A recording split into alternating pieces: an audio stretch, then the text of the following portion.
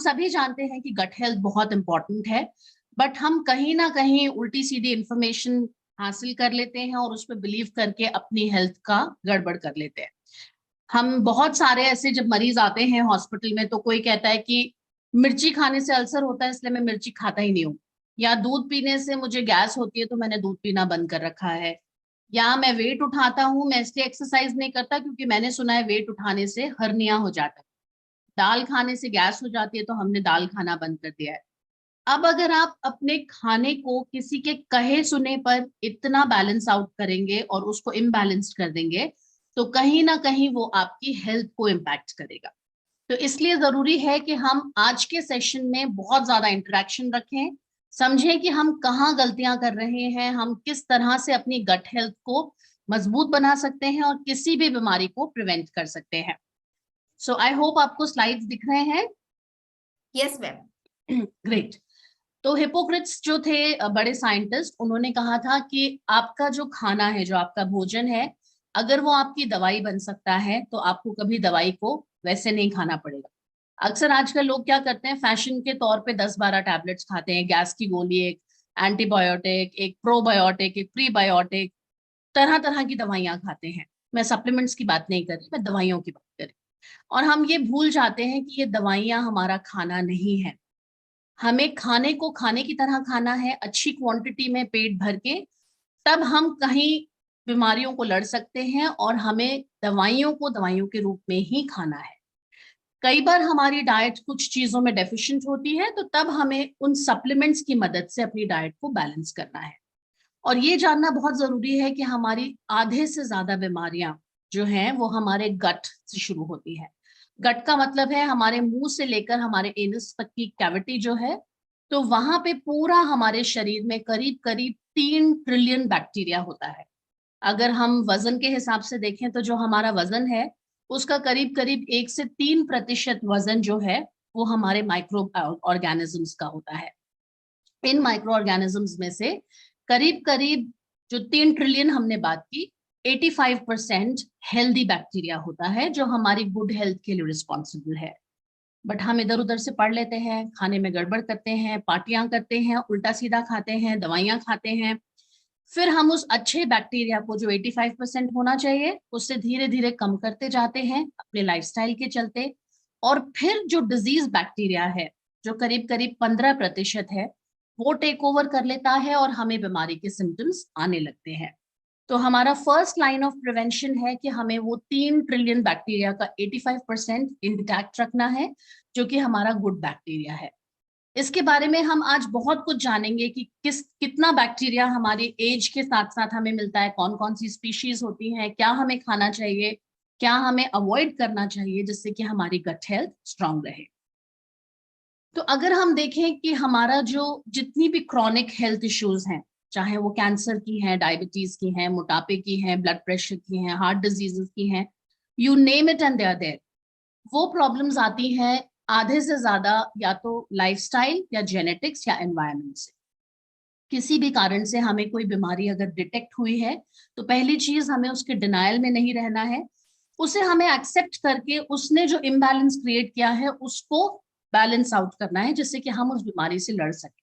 अगर हम अपने दुश्मन को आंख बंद करके डिनाई करते रहेंगे तो हम उससे कभी लड़ नहीं पाएंगे, एंड हम उस डिनायल में, उस स्ट्रेस में अपने आप को और वीक करेंगे। तो सबसे पहली चीज है कि हमें समझना है कि अगर कोई चीज गड़बड़ हुई है तो उसका कारण क्या था। उस कारण के चलते हमारा गट डिसबायोसिस हुआ है, हमारा जो 85% गुड बैक्टीरिया था कहीं ना कहीं वो इम्बैलेंस हुआ है, जिसे हम डिसबायोसिस कहते हैं, मतलब उसमें एक इम्बैलेंस आया है। उसके कारण जो 15% बैड बैक्टीरिया था उसने टेक ओवर कर लिया है और उसके चलते हमारे शरीर में तरह तरह के इन्फ्लेमेशन या सूजन आ गए हैं जो वाटर रिटेंशन कर सकते हैं, हमें कई सारे एंजाइम्स को एबनॉर्मली डिक्रीज या इंक्रीज कर सकते हैं, हमें तरह तरह के सिम्टम्स ऑफ नॉजिया, वॉमिटिंग दे सकते हैं। और उसके चलते जो नॉर्मल खाना हम खा रहे थे वो हमें अनईजी लगने लगता है। जैसे जब हमें लूज मोशन हो जाता है ड्यू टू बाहर का खाना खाने से कुछ इन्फेक्शन हो गया जिसे हम अक्यूट गैस्ट्रोएंटराइटिस कहते हैं, या बहुत ज्यादा पार्टी में आपने कुछ अनहेल्दी चीजें खा ली हैं, जरूरत से ज्यादा कुछ बेवरेजेस पी लिए, एरेटेड बेवरेजेस या अल्कोहल, या बहुत स्मोकिंग कर ली, उसके चलते आप देखोगे कि अगले दिन आप कुछ भी खा रहे हो, you are either throwing up या आपको लूज मोशंस हो, तो आप खाने को टॉलरेट नहीं कर पा रहे। तो ये सीधे सीधे हमारी इम्यूनिटी को अटैक करता है और हमारी एब्जॉर्प्शन और सेंसिटिविटी ऑफ फूड को रिड्यूस कर देता है। एक दो बार अगर ऐसा हुआ तो बॉडी उसे मैनेज कर लेती है।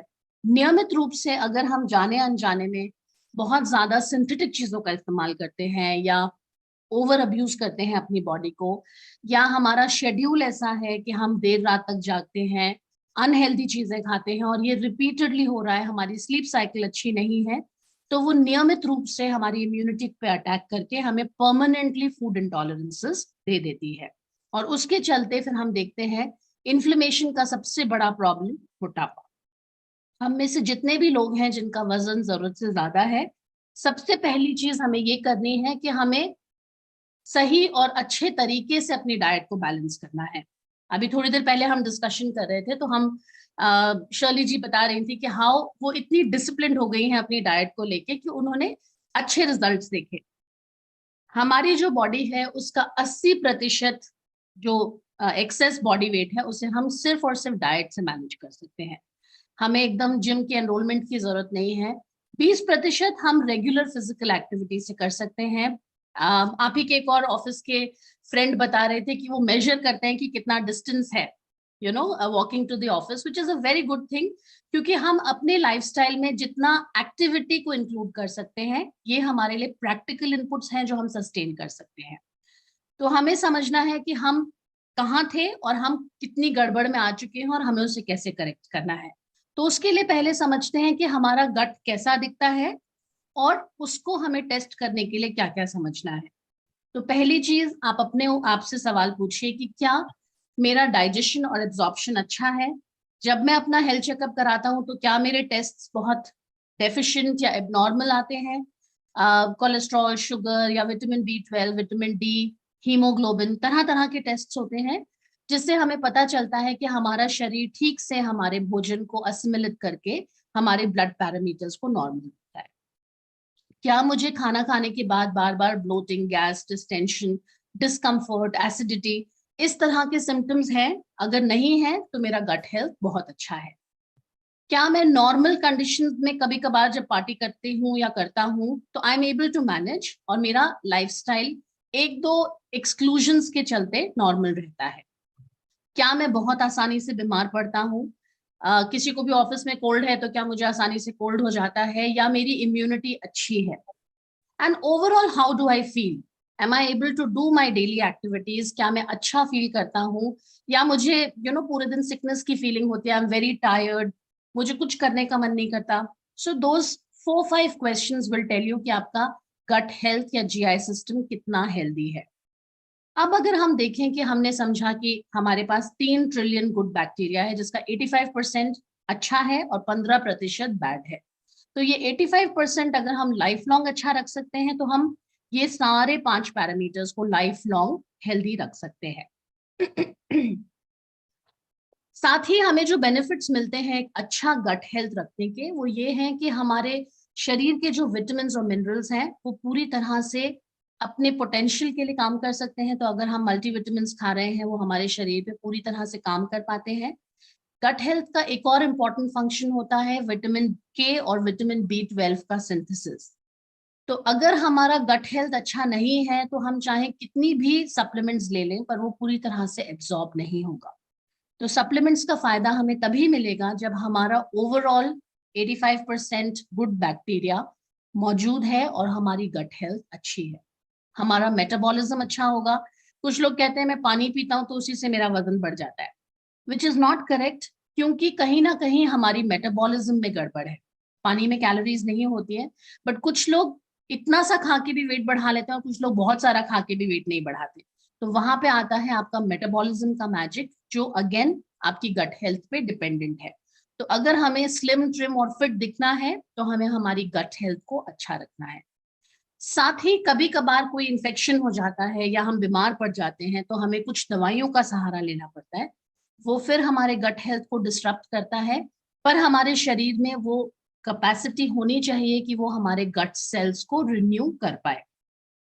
कभी आपने स्पाइसी खाना खा लिया, कभी आपने बहुत अलग सी कोई चीज ट्राई की, बट अगर आपकी बॉडी उसको मैनेज करके वापस आपको नॉर्मल रूटीन में ले आती है, तो दैट मीन्स आपकी रिन्यूअल कैपेसिटी बहुत अच्छी है। साथ ही आपकी रोग प्रतिरोधक क्षमता कैसी है। कोई भी इन्फेक्शन अगर आता है, चाहे वो वायरल हो, बैक्टीरियल हो, आप कितनी कम सिवियरिटी के साथ उस इन्फेक्शन से बाहर आ पाते हैं, वो आपके लिए इम्पोर्टेंट है। कुछ लोग बुखार में इतना ज्यादा उनका शरीर टूट जाता है कि वो उठ नहीं पाते हैं, डिहाइड्रेटेड हो जाते हैं, उन्हें हॉस्पिटलाइजेशन की जरूरत पड़ती है, ड्रिप्स चढ़ते हैं। तो कहीं ना कहीं हमारा इम्यून सिस्टम कमजोर है, जो कि छोटे से उस इन्फेक्शन जो 15% बैक्टीरिया से आया था, उसे हमारा वो 85% इन्फेक्शन वाला गुड बैक्टीरिया कंट्रोल नहीं कर पाया। तो हमें महसूस होता है कि हम अच्छा फील नहीं कर रहे, हमारे मूड स्विंग्स हैं, बहुत ब्लोटिंग है, नॉजिया है, बीमारी की फीलिंग है, ओवरऑल हम एनर्जी लेवल्स बहुत लो फील करते हैं, हमें बार बार कुछ मीठा खाने की इच्छा होती है। ये सारे साइंस एंड सिम्टम्स इंडिकेट करते हैं कि कहीं ना कहीं हमारी गट हेल्थ अच्छी नहीं है। देखिए, ये एक इंटरेस्टिंग सी पिक्चर है जो हमें बताती है कि जब हम नॉर्मल कंडीशंस में होते हैं तो हमारा गट कैसा दिखता है। ये हमारे शरीर के सेल्स हैं, लाल रंग की जो डॉट्स हैं वो ब्लड दिखाती हैं। ये हमारा एक इंटैक्ट गट है, जिसे हम लाइनिंग कहते हैं हमारे जीआई ट्रैक्ट की। फिर क्या होता है, हमें थोड़ा सा अनईजी फील होता है, सिर में दर्द होता है, तो हम पेन किलर ले लेते हैं, या हम बाहर जाके कुछ रोड साइड चाट वाट या कुछ अनहेल्दी चीज उठा लेते हैं जिसमें हो सकता है कुछ कंटेमिनेशन हो। फिर उससे हमें थोड़ा लूज मोशन वगैरह शुरू होता है, तो हम उसे डाइट या सप्लीमेंट से हील करने की बजाय एंटीबायोटिक स्टार्ट कर देते हैं। तो फिर हमारा फर्दर डैमेज होने लगता है। उसको कॉम्बैट करने के लिए हम सिंथेटिक ड्रिंक्स लेने लगते हैं, स्पोर्ट्स ड्रिंक्स जैसे गेटोरेड या तरह तरह के जो आते हैं जिनमें कलर एंड केमिकल होता है। तो ओवरऑल वो टॉक्सिन्स आ जाते हैं। अब जो हमारी ब्लड लाइन क्लियर थी, जो रेड डॉट्स हमारे नॉर्मल गट में अच्छे थे, उसके अंदर भी इन्फेक्शन आ गया है, जिसे हम ब्लड स्ट्रीम इन्फेक्शन कहते हैं। तो उसको टैकल करने के लिए, उसको नॉर्मल लाने के लिए, जब हम देखेंगे हमारे ब्लड टेस्ट एकदम स्काई हाई शूट कर रहे होते हैं, हमारे इन्फेक्शन वाले जो पैरामीटर्स हैं वो सब बहुत एबनॉर्मली हाई होते हैं, डॉक्टर आपको कहेंगे कि आप एडमिट हो जाइए और यू नो दवाइयों को आईवी तरीके से लीजिए। इन सारी सिचुएशंस को हम कंट्रोल कर सकते हैं अगर हम उस 85% गुड बैक्टीरिया को मैनेज करें। तो पहली चीज, अनटिल एंड अनलेस आपको लगता है कि ये बहुत स्ट्रांगली इंडिकेटेड दवाई है, उस दवाई से पहले आप सप्लीमेंट के बारे में सोचिए, जिससे कि आप अपने गट सिस्टम को स्ट्रेंथन कर रहे हैं बजाय वीकन करने के। जिस दौरान आप बीमार हैं, हेल्दी फूड खाइए बजाय बाहर से ऑर्डर करके जिसके इंग्रेडिएंट्स आपको नहीं मालूम है। अननेसेसरी एक्सपोजर ऑफ एंटीबायोटिक्स बहुत हार्मफुल है, हमारे शरीर को रेजिस्टेंट बनाता है और हमारे गट माइक्रोबियोम को रिड्यूस करता है। तो अनटिल एंड अनलेस आपको स्ट्रांगली इंडिकेटेड है, खुद अपनी एंटीबायोटिक स्टार्ट मत करिए। बॉडी की अपनी कैपेसिटी होती है रिन्यू करने की, जो हमने देखा, तो हमें उसको एक चांस देना चाहिए कि वो अपने आप फाइट बैक करे। उस समय हो सकता है हमें कुछ एडिशनल सप्लीमेंट्स की जरूरत पड़े, that is much better than taking a tablet of a drug और अ मेडिसिन। और सिंथेटिक चीजें जिसमें एडिटिव्स, कलर्स होते हैं, उनको हमें पूरी तरह से अवॉइड करना है। अगर हम ऐसा नहीं कर पाते हैं तो फिर वहां से शुरू होती है एक vicious cycle of food allergies and food intolerances. आप लंबे समय तक देखेंगे कि आपको bloating, distension, discomfort, incomplete evacuation है या आपको कॉन्स्टिपेशन है, और फिर आप दवाइयों की एक सीरीज जो खाना शुरू करते हैं, उसके बाद आपके गट का पूरा बैंड बच जाता है। एंड जो खाना आप नॉर्मली टॉलरेट कर पाते थे, जैसे दूध है या चावल है या आपका गेहूं है, वो आप टॉलरेट नहीं कर पा रहे।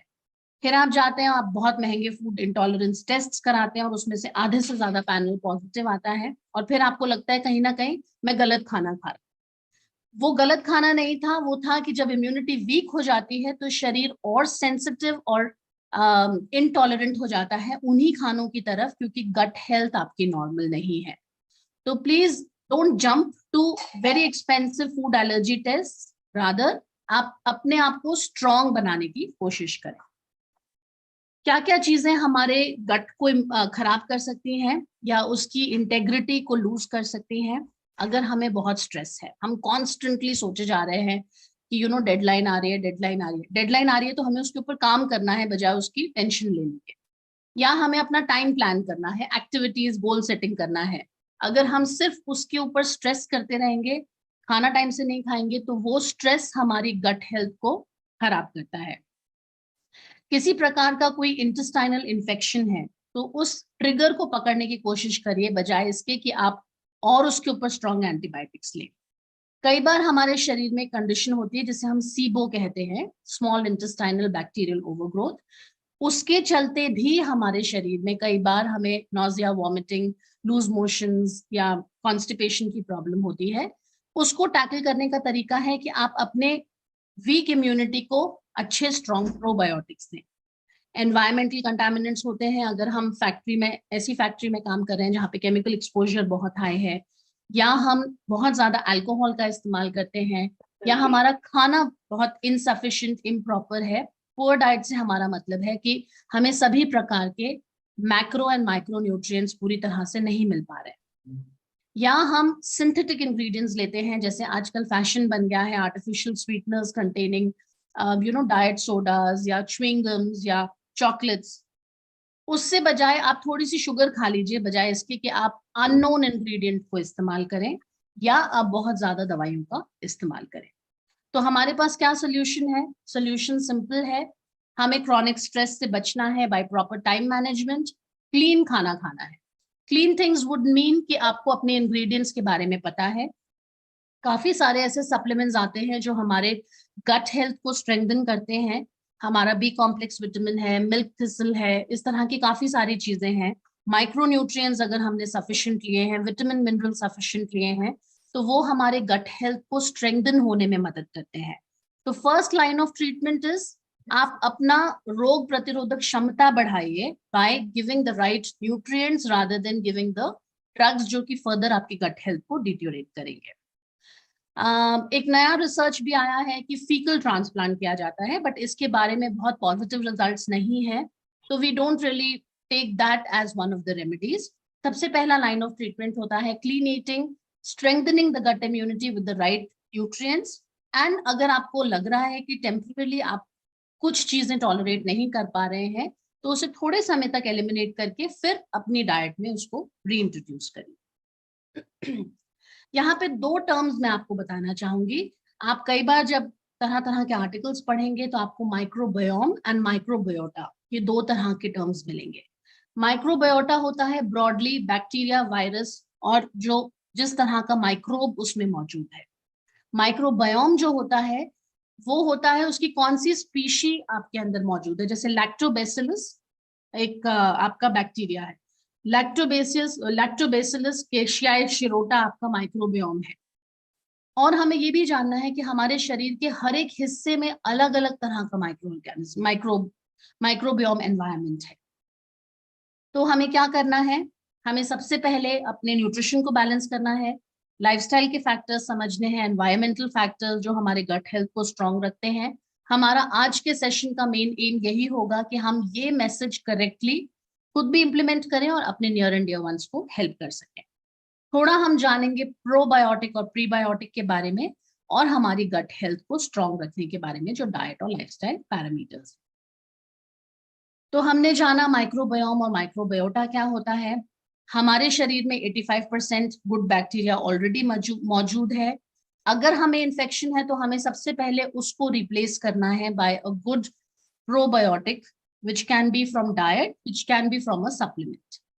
सबसे पहला हमें देखना है कि अगर हमारे शरीर में कुछ बैरियर है जिसके चलते हमारे अल्सर्स हैं, जिसके चलते हमें सडनली हीलिंग नहीं हो रही है, तब हमें दवाइयों का सहारा लेना है।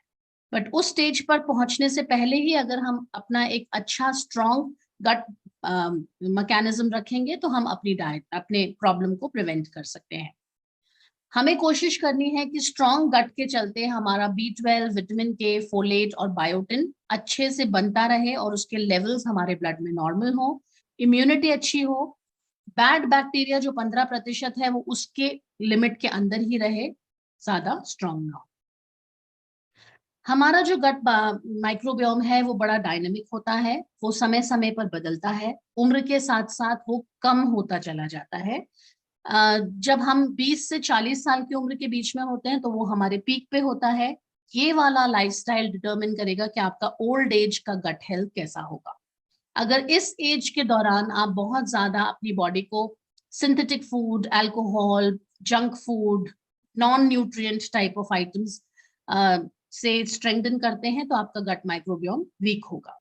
इस समय अगर आप अच्छा न्यूट्रिशनल सप्लीमेंट लेते हैं, क्लीन ईटिंग करते हैं, अपने स्ट्रेस फैक्टर्स को कंट्रोल रखते हैं, तो आप लंबे समय तक अपनी अच्छी डाइटरी हैबिट से अपने गट हेल्थ को मेंटेन रख सकते हैं। एक अच्छा डिसिप्लिन्ड लाइफस्टाइल जिसमें स्लीप बहुत इंपॉर्टेंट है, हाइड्रेशन बहुत इंपॉर्टेंट है। खाली कॉन्स्टिपेशन के चलते ही आपका गट माइक्रोबियोम काफी हद तक इम्पैक्ट हो सकता है। कॉन्स्टिपेशन आ सकता है अगर आप हाइड्रेशन अच्छे से नहीं लेते। तो एक लाइफस्टाइल में आपके आएगा good sleep in the good biological time. 10 बजे टीवी स्विच ऑफ हो जाना चाहिए, 10 से 6 के बीच में आपको सोना है, no gadgets around you, and 6 बजे उठ के आपको अपनी फिजिकल एक्टिविटी स्टार्ट करनी है। Unnecessary stress is of no use. हमने माइंडफुलनेस के बारे में बहुत बात की थी, हमने स्ट्रेस मैनेजमेंट के बारे में काफी बात की थी। जो भी मैकेनिज्म आपके आसपास अवेलेबल है उसको यूज करके आपको अपने स्ट्रेस को कंट्रोल में रखना है। वेट एक बहुत इंपॉर्टेंट पैरामीटर है, क्योंकि जैसे जैसे वजन बढ़ने लगता है हमारे शरीर में इन्फ्लेमेशन बढ़ने लगता है, तो हमें उसे कंट्रोल रखना है। Unnecessary exposure of any medication. बहुत सारे लोग 50 साल की उम्र के बाद पैंटोडैक, पैंटोसिड इस तरह की दवाइयां रोज खाते हैं, कई महीनों तक एक साथ खाते हैं, ये जाने बिना कि वो एंटासिड्स जो हैं वो आपके शरीर में कैल्शियम एब्जॉर्प्शन इनहिबिट करते हैं, आपकी हड्डियों को कमजोर करते हैं। तो किसी भी दवाई को हमें लंबे समय तक नहीं खाना है बिना उसके साइड इफेक्ट्स को जाने। आप सप्लीमेंट्स लीजिए जिससे कि आप इम्यूनिटी स्ट्रेंथन कर सकते हैं बजाय दवाइयों के जिनके साथ आपको साइड इफेक्ट्स मिलेंगे। अब हम बात कर रहे थे कि हमारा जो माइक्रोबियोम है वो कितना अलग अलग है। त्वचा का जो माइक्रोबियोम है वो काफी डिफरेंट है हमारे मुंह के माइक्रोबियोम से। मुंह के अंदर करीब करीब 700 तरह के बैक्टीरिया मौजूद हैं। तो अगर हम अपनी ओरल हाइजीन का ध्यान नहीं रखेंगे, दोनों समय ब्रश नहीं करेंगे, हमारे मुंह में रिपीटेडली अल्सर्स हो रहे हैं, दांतों में बहुत कैविटीज हैं, तो वहीं पे हमारा first line of treatment affect होने लगता है। फिर खाना आता है फूड पाइप की मदद से हमारे पेट में, जहाँ पे हाईली एसिडिक मीडियम है और यहाँ पे बहुत तरह तरह के strong good and bad bacteria मौजूद है। अगर हमारा गुड बैक्टीरिया इतना स्ट्रॉन्ग है तो वो बैड बैक्टीरिया को प्रोलिफरेट या ग्रो नहीं होने देगा और हमारा डाइजेशन अच्छा चलता रहेगा। फिर आता है हमारा स्मॉल इंटेस्टाइन्स, जहां पर मेनली स्ट्रेप्टोकोकस और लैक्टोबैसिलस होता है। फिर आता है हमारा जो उसके सेकेंड पार्ट होता है जेजुनम, जिसमें होता है हमारा और तरह के बैक्टीरिया का मेकअप। और फिर आता है हमारा लास्ट हिस्सा जिसे हम कोलोन या लार्ज इंटेस्टाइन्स कहते हैं, वहां पे अलग तरह का बैक्टीरिया होता है। तो किस तरह के सिम्टम्स हैं, किस तरह का स्टूल कंसिस्टेंसी है, उससे हम डिसाइड करते हैं किस तरह का प्रोबायोटिक दिया जाना चाहिए। अब अगर हम देखें कि एज के साथ साथ कैसे हमारा मेकअप, माइक्रोबियोम मेकअप चेंज हो रहा है, तो हम देखेंगे कि हम एट बर्थ जो नील है, फिर सिजेरियन या नॉर्मल डिलीवरी जिस भी हिसाब से डिलीवरी हुई है, उससे कितना हमारा गट माइक्रोबियोम डिफरेंशिएटेड होता है। 1 साल के बच्चे में किस तरह का माइक्रोबियोम होता है, तो जब उन्हें लूज मोशंस होते हैं 1 साल के अंदर अंदर, तो हम किस तरह का प्रोबायोटिक इस्तेमाल करते हैं, किस तरह की डाइट हमें इस्तेमाल करनी चाहिए, क्या सप्लीमेंट्स देने चाहिए।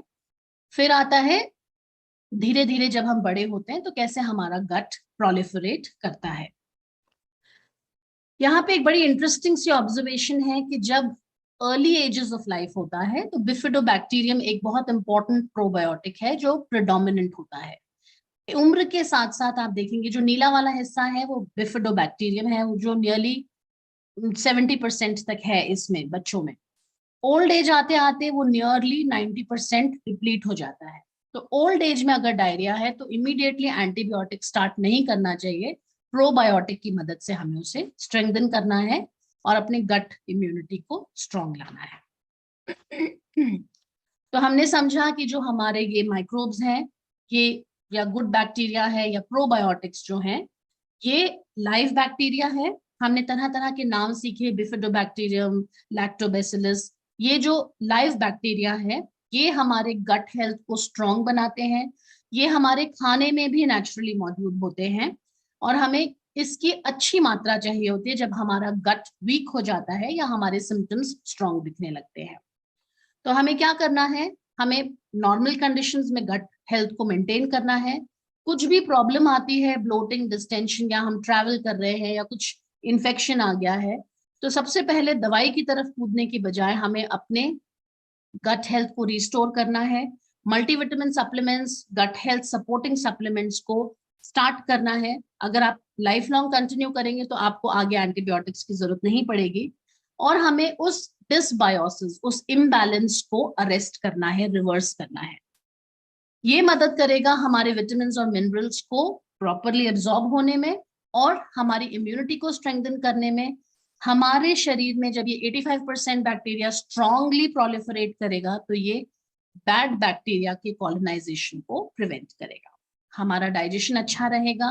एंड काफी हद तक ये देखा गया है कि तरह तरह के कैंसर्स में भी ये बहुत मदद करता है, जैसे लिवर का कैंसर है, स्टमक का कैंसर है, पैनक्रियाज का कैंसर है, कोलन कैंसर है, स्मॉल इंटेस्टाइन्स का कैंसर है। बहुत सारे लोगों में हमने काफी बेनिफिट्स देखे हैं एंड उनकी कैंसर एक्टिविटी को हम रिड्यूस कर पाए हैं। किन किन सिचुएशंस में हमें इनका इस्तेमाल करना है?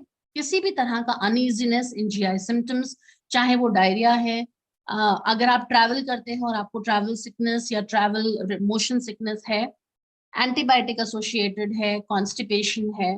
कॉन्स्टिपेशन में भी बहुत लोगों को ये नहीं मालूम होता है कि प्रोबायोटिक खाने से आपका गट बैक्टीरिया स्ट्रांग होगा और वो आपके फाइबर को अच्छे से असिमिलेट कर पाएगा। तो ऐसा नहीं है कि सिर्फ प्रोबायोटिक लूज मोशंस में दिया जाता है। प्रोबायोटिक एंड फाइबर ऐसे दो मैजिक फूड्स हैं जो हम दोनों कॉन्स्टिपेशन और डायरिया में इस्तेमाल करते हैं। किसी प्रकार का कोई इन्फेक्शन है, पेट में अल्सर्स हैं या कोलाइटिस है, चाहे इरिटेबल बाउल सिंड्रोम है, इन सभी कंडीशंस में प्रोबायोटिक काफी मदद करता है।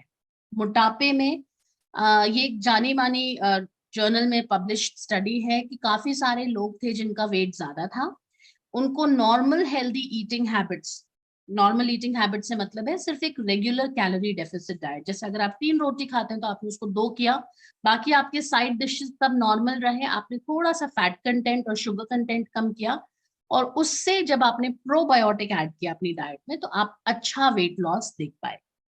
डायबिटीज में भी, क्योंकि ये भी एक तरह की इन्फ्लेमेशन डिजीज है, तो ये भी आपके शुगर कंट्रोल करने में काफी मदद करती है। तरह तरह की एलर्जीज, क्योंकि हमारे इंटॉलरेंसेस नहीं होते हैं, हमारी ओरल हेल्थ अच्छी मेंटेन रहती है एंड डिप्रेशन में भी ये हमारे मदद करता है। यहाँ पर आपका ध्यान में लाना चाहूंगी ऑन गट ब्रेन एक्सिस।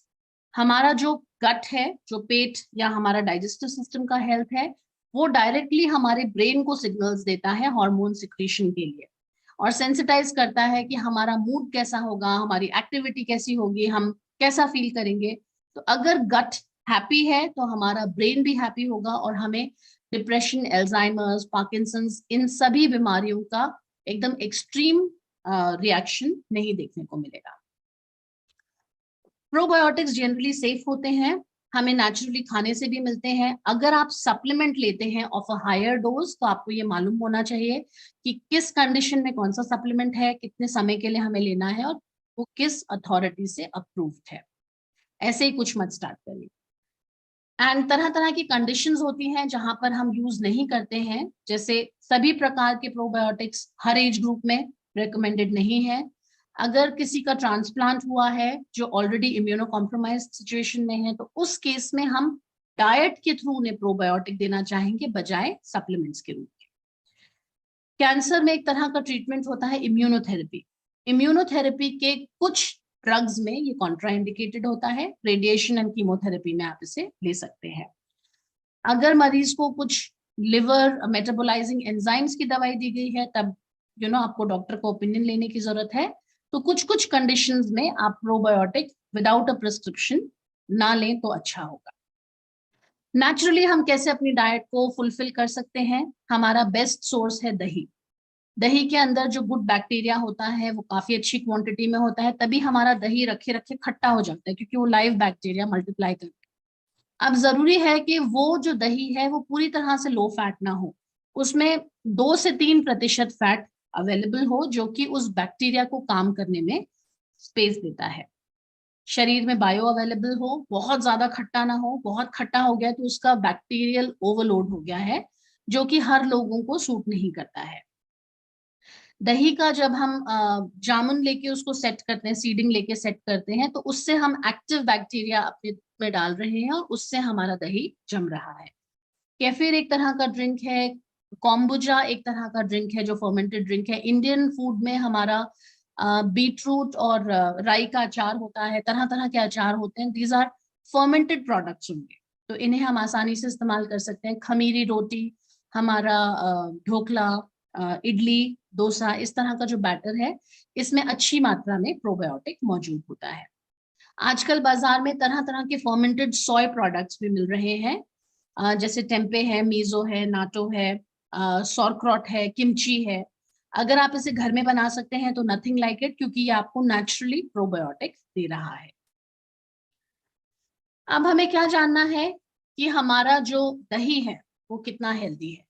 दही के अंदर आपको ये जानना है, अगर आप घर में जमा रहे हैं तो वो कितना खट्टा हो चुका है, उसके ऊपर एक लेयर तो नहीं आ गई है पीले रंग की, मतलब ओवरलोड तो नहीं है, क्योंकि हम सडनली एक साथ बहुत सारा ओवरलोड नहीं लेना चाहते। अगर दही सही टेम्परेचर पे और सही खटास के साथ हम खा रहे हैं तो वो हमें पूरा बेनिफिट देगा।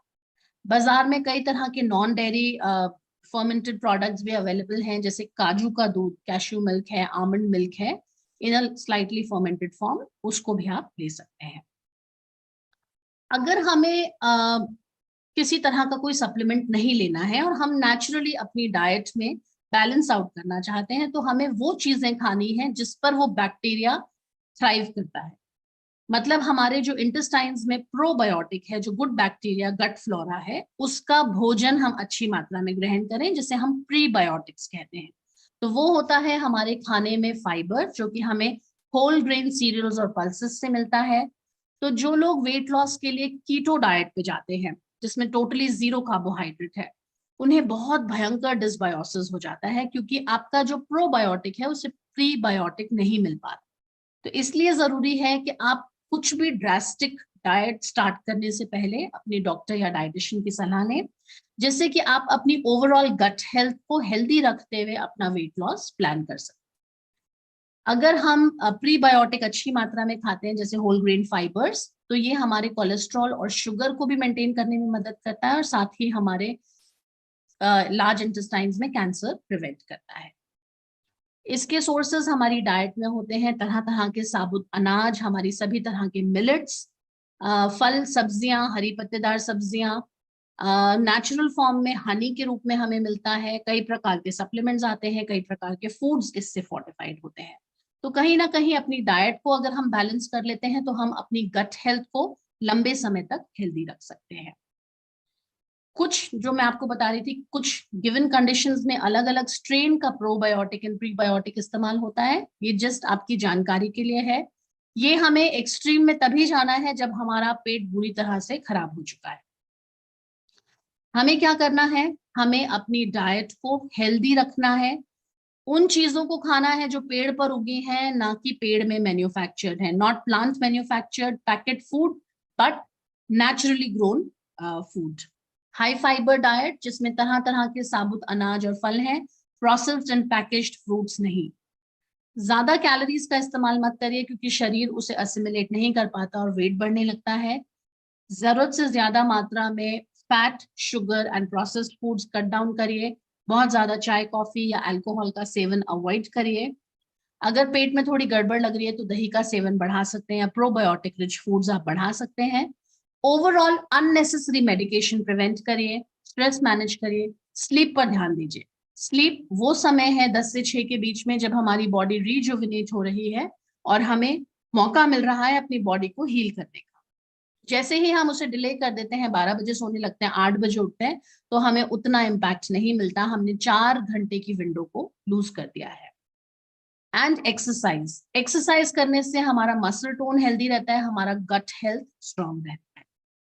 ओवरऑल अगर हम अपनी प्लेट देखें तो हमारी प्लेट में अनाज होना चाहिए 1/4, और करीब करीब आधी प्लेट भरी हुई होनी चाहिए फल और सब्जियों से, और रिमेनिंग एक चौथाई हमारी दाल है या चिकन है या एग्स है, कोई भी protein source.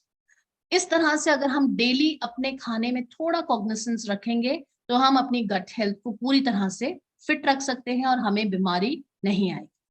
Thank you very much. बोल रहे थे कि हमें ये चीज इंपॉर्टेंट है। अब कहीं ना कहीं अगर हम लोग देखें तो आज हर समय अगर हम लोग देखते हैं तो डाइजेशन रिलेटेड प्रॉब्लम जैसे से एज होने लग जाती है, हमारा लाइफस्टाइल जिस तरीके से उसके ऊपर में वो निर्भर होने लग जाता है। आज खाने में आज हमारे सप्लीमेंट्स उस तरीके से नहीं, आज हम लोग सब्जियां उस तरीके से नहीं ले रहे हैं, है ना, आज हम लोग वेजिटेबल्स उस तरीके से नहीं ले रहे, तो जिसकी वजह से प्रॉब्लम्स आ रही है। तो हमारे पास में उसका सोल्यूशन है, और सोल्यूशन क्या है? सोल्यूशन बड़ा सिंपल है। क्यों ना हम लोग जो नेचुरल बी है, जैसे मैम बता रहे थे बहुत की अलग अलग तरीके से बीज एक बहुत इंपॉर्टेंट रोल प्ले करते हैं, एंड हम लोग वो सारे बीज की इंपॉर्टेंस को कहीं ना कहीं खाने से शायद हम लोग उस तरीके से फुलफिल नहीं कर पाते। तो हमारे पास में एक इजी सोर्स मौजूद है। क्यों ना हमें से हर कोई, अगर हम लोग देख रहे हैं, अगर हम लोग इसे समझने की कोशिश करें, क्यों ना हमें से हर कोई फाइबर को कंज्यूम करना स्टार्ट करे, है ना। आइडियली हम सबको पता है कि पर डे हमारी बॉडी में 25 से 35 ग्राम फाइबर जाना चाहिए, लेकिन क्या खाने में वो फाइबर है? क्या हम रिश्तेदार सब्जियां खा रहे हैं? क्या हम फ्रूट्स एंड वेजिटेबल्स खा रहे हैं? अगर नहीं खा रहे तो वो फाइबर हमारे पास में एज अ सप्लीमेंट्स आज हमारे पास में वो एक इजी सोर्स में मौजूद है। हमें डाइजेशन अच्छा रखना है तो उसके लिए हमारे पास में आंवला की, विपता की, हरिता की एवीएच मौजूद है, बहुत अच्छी तरीके से हमारी मदद करता है हमारे डाइजेशन को। मैम बार बार ये चीजें बता रहे थे, है ना, वो ये कुछ आपको एग्जांपल दे रहे थे कि ऐसे कुछ न्यूट्रिएंट है जो बहुत बढ़िया तरीके से आपकी मदद कर सकते हैं, है ना। हमें वाइटामिन अगर हम लोग बात करें, है ना, हमारे जो डेली मल्टीविटामिन है, प्रोटीन है, ये कुछ ऐसी चीजें जो कि आपकी गट को हेल्दी रखने में मदद करेंगे। एंड आप सबने सुना है कि देखिए ज्यादातर समस्या है, देखिए हमारा दिन अगर सुबह देखिए अगर पेट अगर ठीक नहीं है तो हमारा दिन भर हमारा अनहेल्दी जाता है, उसी में दिन भर हमारा ध्यान बस उसी में लगा रहता है ना, क्योंकि कहीं ना कहीं शायद, है ना, क्योंकि पेट की सारी जो तकलीफ होती है दिमाग से जुड़ी हो जाती है ना, क्योंकि पेट हमारा ठीक तरीके से साफ नहीं हुआ है, गट हेल्थ हमारा ठीक तरीके से नहीं। और आज जिस तरीके से ज्यादातर हम लोग जो लाइफस्टाइल हम लोग जीते हैं, है ना, लेट खाना खा रहे हैं, लेट सो रहे हैं, देन उसके बाद में बहुत सारा आज हम लोग बाहर की चीजें स्नैकिंग ज्यादा करते हैं, तो जिससे कहीं ना कहीं गट में आज हमारे प्रॉब्लम्स आ रहे हैं। तो जो मैम ने बताया कोशिश करिए, आई रियली लाइक कि अगर आपको चूज करना है तो क्यों ना हम लोग इडली, डोसा, है ना, ढोकला, हम ये सारी चीजों को हम चूज करें, जो कि अगेन हमारे गुड बैक्टीरिया को हमारी बॉडी पे वो बहुत अच्छी तरीके से मेंटेन करने में हमारी मदद करें। कर्ड को हम लोग ले सकते हैं, वो सारी चीजें। और उसी के साथ साथ में जो सपोर्ट में प्लीज कंज्यूम सप्लीमेंट्स, है ना, ये अगेन दवाइयों पे मत जाइए, है ना। बहुत बार ऐसा होता है कि हम लोग दवाइयों पे, लेकिन मैम ने कहा जरूरत नहीं है। सिर्फ उसके एब्सेंस में आप क्या कर सकते हैं, आप केवल वो सप्लीमेंट्स की रिक्वायरमेंट को आप बहुत अच्छी तरीके से आप फुलफिल कर सकते हैं, ठीक है। सो चलिए अब हम लोग थोड़े से हम लोग कुछ क्वेश्चंस की तरफ में बढ़ेंगे, तो मैं चाहूंगी आप लोग प्लीज क्वेश्चंस डालिए, लेकिन मेरा बस एक ही रिक्वेस्ट है, हम किसी भी बीमारियों को यहाँ पे हम लोग एड्रेस नहीं करें, है ना। तो मेरा आपसे एक हम्बल रिक्वेस्ट है, प्लीज आप लोग किसी भी बीमारियों के बारे में नहीं पूछे, लेकिन जो जनरल आपके जो क्वेश्चन है, जो आप गट हेल्थ के बारे में जानना चाहते हैं, प्लीज आप वो डालिए। I take that question and doctor Priyanka यहाँ पर है हमारे साथ में, क्वेश्चन को हम लोग आंसर करेंगे, ठीक है। सो चलिए, तो यहाँ पर जो सबसे पहला जो क्वेश्चन है, ओके सर, जो आपने पूछा है कि अगर हम डेली ले रहे हैं तो नेचुरल बी कितना लेना है, तो डेली में आपको केवल 1 या 2 आपको बीज की खूबी मिलेगी, लेकिन जो नेचुरल बी है वो आपकी पूरी की पूरी आपकी जो बीज की रिक्वायरमेंट है वो फुलफिल करते हैं, तो हम इससे हम उसको कंपेयर बिल्कुल भी नहीं करेंगे। ओके ओके, ज्यादा पानी पीने से एसिडिटी होती है क्या? ज्यादा पानी पीने से आपको पैर में क्रैम्प्स आएंगे और इलेक्ट्रोलाइट इम्बैलेंस होगा। तो आपका जो आइडियल बॉडी वेट है उसमें 35 मल्टीप्लाई करिए, उतना आपका पानी का इंटेक होना चाहिए, चाहे सर्दी है चाहे गर्मी है। बहुत ज्यादा गर्मी है तो आप उसमें और 500 ml ऐड कर सकते हैं। उदाहरण के तौर पे अगर आपका वजन 70 किलो आइडियली होना चाहिए, तो 70 इंटू 35 करीब करीब 2.5 लीटर के आसपास। और अगर आप गर्म जगह पे गर्म मौसम में है तो और 500 ऐड करके आप 3 लीटर तक का पानी लीजिए। 4-5 लीटर पानी पीना इज नॉट गुड, आप अपनी किडनी को अननेसेसरीली टैक्स कर। Okay ma'am, what is the difference between gut health and inflammation? Gut health है हमारी ओवरऑल, जो हमारे मुंह से लेके हमारे जो एक्सक्रीटरी सिस्टम की लाइनिंग है वो हमारा गट हेल्थ है। इन्फ्लेमेशन है सूजन, किसी कारण से अगर हमारी म्यूकोजल लाइनिंग डैमेज हो गई है, गुड बैक्टीरिया कम हो गया है, तो उसमें सूजन आने लगती है, जिसे हम इन्फ्लेमेशन कहते हैं। वो हर एक ऑर्गन में अलग से भी आ सकती है और हमारे शरीर की पूरी गट लाइनिंग में भी आ सकती है। Inflammation is the starting of every problem. Okay, night bloating के लिए क्या रिड्यूस करना चाहिए? आप ये देखिए कि आप एक तो एज के साथ साथ कुछ लोगों में लैक्टेज एंजाइम कम होने लगता है, तो उनका दूध का डाइजेशन कम हो जाता है। वो इसलिए होता है क्योंकि अक्सर लोग 18 से 40 साल की उम्र के बीच में दूध नहीं पीते हैं, फिर जब उन्हें कोई हेल्थ कंडीशन स्टार्ट होती है तो फिर वो 40 साल की उम्र के बाद दूध पीना दोबारा शुरू करते हैं, तो उनकी बॉडी को अडेप्ट करने में थोड़ा समय लगता है। दूध से मेनली ब्लोटिंग होती है, तो आपको वो देखना है। ब्लोटिंग ज्यादा है तो आप प्रोबायोटिक्स ऐड कर सकते हैं इन द फॉर्म ऑफ दही, इन द फॉर्म ऑफ जितने भी हमने नेचुरल फूड्स के बारे में समझा, या आप 1 हफ्ते तक प्रोबायोटिक का सप्लीमेंट ले सकते हैं और उसके बाद अपने उसको ऑल्टरनेट दे करके नेचुरली अपनी बॉडी को गट हेल्थ इंप्रूव करने का मौका दें। वाटर रिटेंशन के लिए क्या करना चाहिए? वाटर रिटेंशन किस कारण से है? अगर आपका एल्ब्यूमिन कम है, किडनी फंक्शंस में कुछ गड़बड़ है, उसके कारण है, हार्मोनल इम्बैलेंसेस में होता है, पीसीओएस में होता है, तो उसका कारण जानकर उसको रेक्टिफाई करना अच्छा रहेगा। Excess sugar and salt intake से भी बहुत वाटर रिटेंशन होता है। गॉल ब्लैडर स्टोन भी डाइजेस्टिव सिस्टम से रिलेटेड है क्या? बिल्कुल, क्योंकि जो आपका गॉल स्टोन होता है वो कोलेस्ट्रॉल स्टोन होता है और वो आपकी गॉल ब्लैडर में जाकर इकट्ठा होने लगता है। वो उन कारणों से होता है अगर आप बहुत लंबे समय तक फास्टिंग फॉलोड बाय फीस्टिंग करते हैं, तो erratic lifestyle, improper timings of food, improper diet, जो बहुत रिच डाइट आप खा रहे हैं, उसके कारण गॉल ब्लैडर स्टोन्स हो सकता है। कुछ लोगों में ये जेनेटिक भी होता है। Ma'am this is related to females की पीरियड्स के टाइमिंग में इनडाइजेशन रिलेटेड प्रॉब्लम्स होता है, तो what is the reason behind it? आपकी बॉडी में हार्मोनल इम्बैलेंस हो रहा है, वाटर रिटेंशन हो रहा है, कुछ लोगों को पीरियड्स के समय पे लूज मोशन होने लगता है, काफी वाटर रिटेंशन और हैवीनेस फील होती है। तो उस दौरान आप कोशिश करिए कि आप लाइट होम फूड खाएं, थोड़ा अपना नेचुरल प्रोबायोटिक का इंटेक बढ़ाएं। एंड अगर क्रैम्प्स हैं तब आप सबसे पहले हॉट वाटर बैग ट्राई करिए, फिजिकल एक्टिविटी, थोड़ा कुछ तरह के आसन होते हैं जो आपको रिलीफ देते हैं, not all kinds of physical activity, वो ट्राई करके फिर भी अगर नहीं होता है तो आप अपनी गायनेकोलॉजिस्ट सेट कर सकते हैं। Okay, gut health leads to skin related problems? Definitely, हमारी स्किन रिफ्लेक्शन है हमारी गुड हेल्थ का। तो जितनी हमारी क्लियर स्किन है उतना दिख रहा है कि हमारा डाइजेस्टिव हेल्थ अच्छा है। जितने उस पे बॉयल्स हैं या पैचेस हैं, इरप्शंस हैं, उससे पता चलता है कहीं ना कहीं हीट इरप्ट आउट हो रही है, हमारी डाइट प्रॉपर नहीं है, एब्जॉर्प्शन प्रॉपर नहीं है। ओके,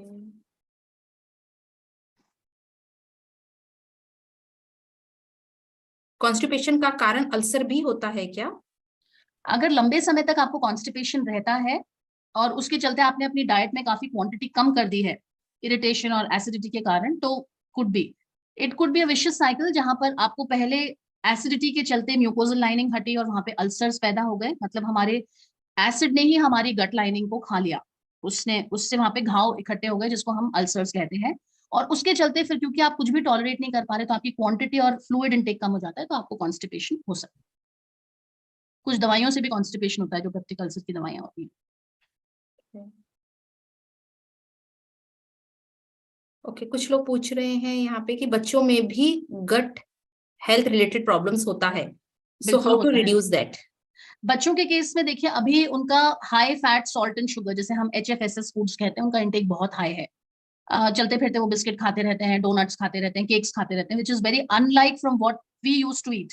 हम घर के बनी हुई चीजें खाते हैं, तो बच्चों का मैदा का इंटेक, ट्रांस फैट्स का इंटेक बहुत ज्यादा है। वहीं से ट्रिगर शुरू होता है मोटापे का, क्रॉनिक प्रॉब्लम्स का। तो आपको बच्चों की डाइट डेफिनेटली फोकस करनी चाहिए, उनका दही का सेवन बढ़ाना चाहिए, उनकी डाइट में प्रोबायोटिक का इंटेक अच्छा रखना चाहिए, उनकी ग्रोथ भी अच्छी होगी, उनका मेंटल डेवलपमेंट बहुत अच्छा होगा। Ma'am please explain pre and probiotic. Okay, so probiotic वो गुड बैक्टीरिया है जो हमारे इंटेस्टाइन्स में ग्रो करता है। प्रीबायोटिक उसका खाना है। जो हाई फाइबर फूड हम खाते हैं वो हमारे प्रोबायोटिक को ग्रो करने में मदद करते हैं। तो pre is the food for probiotic. Okay, child obesity is also the reason of gut health? Yes, any kind of obesity, चाहे बच्चों में है बड़ों में है, कहीं ना कहीं गट डिसबायोसिस हो रहा है, एक्सेस कैलोरी स्टोरेज हो रहा है, वहां से शुरू होता है problem of insulin resistance and other hormonal imbalances, and वो टिप ऑफ द आइसबर्ग है। तो उससे आपको इग्नोर नहीं करना चाहिए। बहुत सारे लोग बोलते हैं हमारा बच्चा हेल्दी है, this is the wrong word जो हम यूज कर रहे हैं। Any excess body weight has to be checked. बच्चे की फिजिकल एक्टिविटी बढ़ाइए, उसे एक्टिव करिए, डाइट थोड़ी करेक्ट करिए। लस्सी पीना अच्छा होता है क्या? लस्सी से ज्यादा अच्छा छाछ रहेगा, जिसमें आप थोड़ा सा काला नमक, पुदीना, अदरक वगैरह डाल के बना सके। जैसे आप किसी चीज में बहुत शुगर डाल देते हैं तो उसका एब्जॉर्प्शन फुल्ली नहीं होता है। जैसे हमें मीठा बहुत पसंद आता है, हमें अच्छा सा टेस्ट लगता है मीठा खा के, उसी तरह से हमारे बॉडी सेल्स भी सबसे पहले शुगर को एब्जॉर्ब करते हैं और बाकी वाइटल न्यूट्रिएंट्स के एब्जॉर्प्शन में डिले हो जाता है, कई बार वो बिना एब्जॉर्ब किए ही बाहर निकल जाता है। तो लस्सी उस केस में आपके दही के गुड बैक्टीरिया को एब्जॉर्ब नहीं होने देगी, छाछ डेफिनेटली होने। ओके, मल्टीग्रेन आटा और ज्वार आटा is good for gut health? जो भी होल है, ज्वार अगर प्रोसेस नहीं है, मल्टीग्रेन जो आजकल बाजार में मिलता है, अगर आप उसका लेबल पढ़ेंगे तो उसमें 85% मैदा होती है, 2% ओट्स होगा, 2% रागी होगा। So you know you can't you though you are calling it multigrain, but आपको वो बेनिफिट नहीं मिल रहा है। हमें होल वर्ड पे फोकस करना है। ज्वार का आटा अगर एकदम होल ज्वार का पिसा हुआ है, जिसमें आपने उसके ब्रांड को नहीं हटाया है, तो that is much healthier. Multigrain भी अगर आपने पिसवाया है, जिसमें जो ब्रांड पार्ट है, जो उसका फाइबर है, उसको आपने नहीं हटाया है, तो that would be healthy. Ma'am क्या हम डेली प्रोबायोटिक ले सकते हैं? बिल्कुल, हम रोज दही खाते हैं, हमें खाना भी चाहिए, क्योंकि हम अपनी गट हेल्थ को सपोर्ट कर रहे हैं। तो आप दोपहर के खाने में, रात के खाने में छाछ दही जरूर इंक्लूड करिए। हम करते हैं, हमारे नॉर्मल खाने का ये एक हिस्सा है। How is intermediate fasting and fasting good for gut health? Fasting and intermittent fasting, fasting में क्या होता है, हमारी बॉडी को पैटर्न समझ में नहीं आता। अगर हम इरेटिकली कभी भी एक फास्ट कर लेते हैं, जैसे एकादशी का हुआ, तो हमारी बॉडी उस पैटर्न को नहीं समझ पाती, और फिर हम ओवर ईटिंग करते हैं, शाम को पूरी आलू टिक्की and that kind of food. So वो हमारे लिए बेनिफिशियल नहीं है। अगर हमारा डिसिप्लिन फास्ट है, जैसे एवरी सैटरडे एवरी मंडे, तो बॉडी उस ट्रेंड को समझकर अपना मेटाबॉलिज्म एडजस्ट कर लेती है। इंटरमिटेंट फास्टिंग एक अच्छा तरीका है जो हमारे शरीर को autophagy, excess of any nutrients that we had, उससे यूटिलाइज करने में मदद करती है। बट इंटरमिटेंट फास्टिंग बहुत लोग करते हैं, जो चीज वो नहीं करते हैं वो है फॉलोड बाय एक्सरसाइज। आप 12 घंटे, 14 घंटे, 16 घंटे, जितनी भी देर फास्टिंग पे है, उसके बाद और उस दौरान आपको हाइड्रेटेड रहना है और एक्सरसाइज जरूर करनी है। चाहे वो वॉकिंग है, योगा है, स्ट्रेचिंग है, जिससे कि आपका मसल लॉस ना हो। आईबीएस होता है इरिटेबल बाउल सिंड्रोम। ये कई कारणों से होता है। कुछ लोगों में खाली कॉन्स्टिपेशन दिखने को मिलता है, कुछ लोगों में constipation followed by loose motions. उसका ट्रिगर फैक्टर कहीं ना कहीं आपका stress, improper diet, improper timings है। तो आप उसके कई प्रकार के टेस्ट होते हैं, आईबीएस सी है, डी है, ई है, कॉम्बिनेशन है। वो करने के बाद हम आपके साथ बैठ के one on one counselling plan करते हैं, जैसे कि एक एलिमिनेशन डाइट करके फिर हम धीरे धीरे उन फूड्स को रीइंट्रोड्यूस कर रहे हैं, और जो आप गलत कर रहे हैं उसे करेक्ट कर पाए। तो you definitely need a personal connect with any of your doctor और डाइटिशियन जो आपके विसिनिटी में हो, जिनके साथ आप फॉलो अप कर सकें। वीगन डाइट में क्या होता है, नेचुरल चीजें खाई जाती हैं, उसमें डेयरी नहीं होता, घी नहीं होता, तो वो पूरी तरह से बैलेंस्ड नहीं होता है। We don't prefer recommending vegan diet, क्योंकि उसके साथ आपको कैल्शियम डेफिशिएंसी, प्रोटीन डेफिशिएंसी, कई तरह की डेफिशिएंसीज देखने को मिलती है। सो बेस्ट वुड बी कि अगर आप डाइट करना चाहते हैं तो नेचुरल तरीके से जो जो आप खा रहे हैं उसमें रीजनेबल पोर्शन कंट्रोल करिए, बजाय ड्रास्टिक चेंजेस। कर्ड होममेड और एनी मार्केट मेड? होममेड में आप 100% श्योर हैं कि जो आपने बनाया है वो प्योर दूध से बना है। बाजार वाले दही का प्रॉब्लम ये है कि आप उसको कितना भी दिन रख लीजिए, वो खट्टा नहीं होता। एंड अगर दही में लाइव बैक्टीरिया है तो दही को खट्टा होना चाहिए। So you are the best जज for yourself. Age 15 years, digestion is very weak. Is it related to gut health? Definitely. Okay. So I think so same questions है. How lipid profile is related to gut health? Last question. आपकी जो lipid profile है वो आपके liver से process होके आपके intestines में ब्रेक डाउन होकर एब्जॉर्ब होता है। काफी कंडीशंस में आपका फैट प्रॉपरली एब्जॉर्ब नहीं हो पाता, ब्रेक डाउन नहीं होता, इसलिए एबनॉर्मल लिपिड प्रोफाइल देखने को मिलता है। तो आप अगर अपनी डाइट इंप्रूव करेंगे, खासतौर पे प्रीबायोटिक फाइबर बढ़ाएंगे, तो आपका कोलेस्ट्रॉल डेफिनेटली इंप्रूव होगा। Diet takes a little time, and overall आपका 30% रिडक्शन हो जाता है फर्स्ट 3 मंथ्स में। तो आप अपनी level of the lipid profile के हिसाब से डिसाइड कर सकते हैं कि आपको कितना, कब शुरू करना है और कितना करना है। Okay, so I think so बहुत सारे क्वेश्चंस है जो डॉक्टर प्रियंका ने आंसर कर दिए हैं। अभी भी बहुत सारे क्वेश्चंस आते जा रहे हैं। सो समवन इज सेइंग कि ईसब घोल अच्छा होता है या कुछ एक्स ब्रांड की।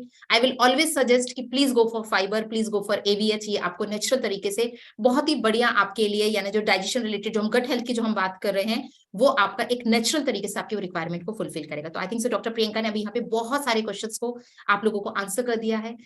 हमेशा जब भी हम बात करते हैं, see it is not miracle, supplements हैं ये, हम इसको इस तरीके से नहीं बोलेंगे कि आपने इसको लिया तो आपकी पर्टिकुलर ये बीमारी आपकी इससे ठीक हो जाएगी, नहीं। दिस इज दैट कि जो हमको खाने में जो हमारी वो रिक्वायरमेंट फुलफिल नहीं हो रही, अगर आप राइट तरीके से अगर आप सप्लीमेंट्स लेते हैं तो आपकी वो रिक्वायरमेंट आपकी बहुत अच्छी तरीके से फुलफिल होना स्टार्ट हो जाती है।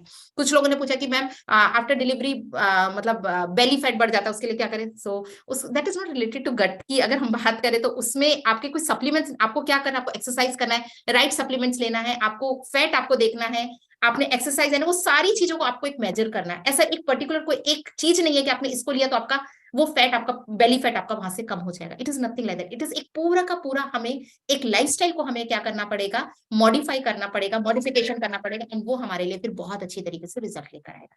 तो आई थिंक सो आज आपको बहुत सारी चीजें आज आपको समझ में आई, क्लियर हुई होगी। अगर क्लियर हुई तो क्या मैं वो थम्स अप देख सकती हूँ?